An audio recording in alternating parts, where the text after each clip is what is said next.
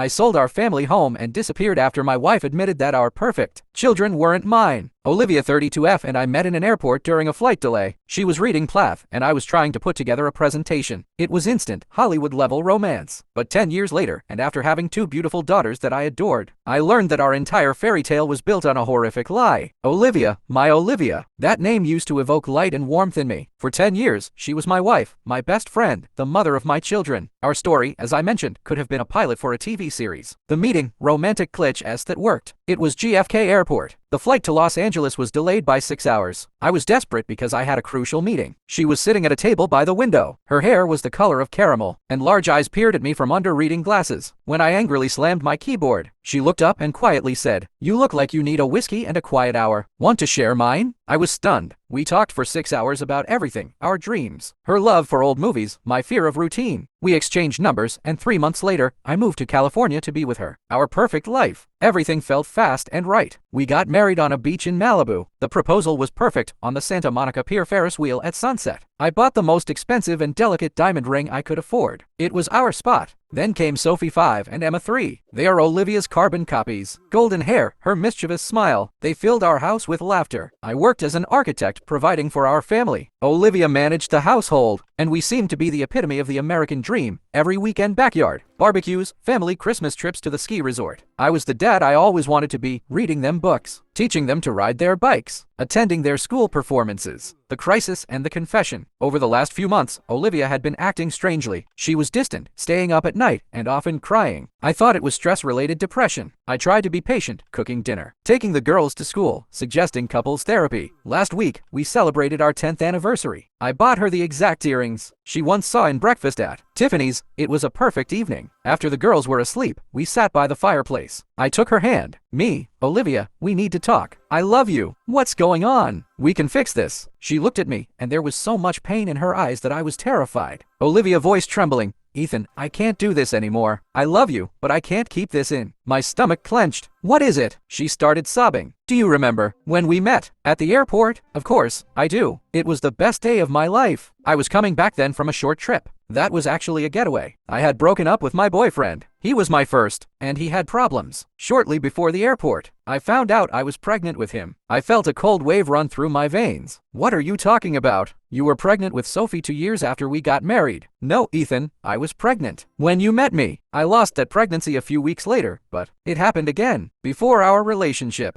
There was another very brief attempt, and that was Charlie. Charlie, a name I had never heard. Olivia, when we got married, I found out I was pregnant with Sophie. It was supposed to be yours. But Ethan, Sophie is Charlie's, Emma too. They are not yours." I just sat there. My body felt heavy, like lead. "Are you telling me that, for all these 5 years, you knew I wasn't their father? You let me love them as my own. You let them call me dad?" She covered her face with her hands. "I planned to tell you, but we were so happy. And you were such a wonderful father. And he, Charlie, he was just, in my past, it was a brief, failed fling that I couldn't shake off. I thought we could mask it." "Mask it? Olivia, this isn't a scratch on the furniture. This is my life. These are our children. The decision and consequences." I stood up and left. I didn't yell. It was worse than anger. It was absolute emptiness. For the next 48 hours, I operated like a robot. I secretly ordered DNA tests. The results confirmed her words, 0% probability. I contacted a lawyer. Since we were married and I was on the birth certificates, I had legal rights, but I was so broken I just couldn't bear to look at them. I contacted a broker and, using her temporary absence from home, signed a contract for an urgent sale of the house at a high discount. The house was in my name, and I had the full right to do this. I took all my belongings, my computer, clothes, and all the photos where it was just the two of us. I left the funds from the house sale in the joint account but locked it, leaving only her access. I left her only a note: "You didn't ruin my heart. You ruined my reality. This was a lie. I cannot live in this lie. Don't look for me." I got into the car, drove 2,000 miles, and am now writing this from another state where no one knows me. Olivia is calling and texting, begging. Her family says I am a selfish coward who abandoned the children. My own mother says that, regardless, I am still dad to the girls and have no right to leave them. They blame me for selling the house without giving her time to move. Reddit, I feel guilty. AITA for completely erasing my identity and selling the house to escape a truth that shattered my 10-year life.